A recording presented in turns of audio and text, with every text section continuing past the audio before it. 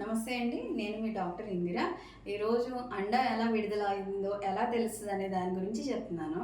చాలా వరకు vaginal discharge అండం విడుదలయ్యే టైంలో బాగా వాటరీగా, క్లియర్గా, ట్రాన్స్పరెంట్గా, జిగురుగా ఉంటుంది. దీనివల్ల స్పర్మ్స్ లోపలికి వెళ్ళడానికి, స్విమ్ అవడానికి ఛాన్సెస్ బాగుంటాయి.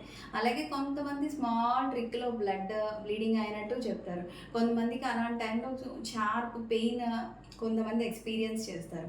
అలాగే ఓవులేషన్ అయిపోయిన తర్వాత మ్యూకస్ అనేది థిక్గా వైట్గా పడుతుంది.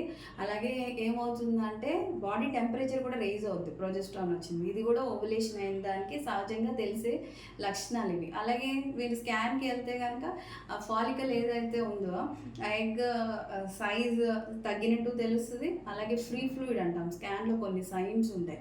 అలాగే ఎండోమెట్రియం అనేది థిక్నెస్ అది వైట్ కలర్లో కనపడటం అనేది స్టార్ట్ అవుతుంది. ఇవి మనకి ఓవులేషన్ సైన్స్. Thank you.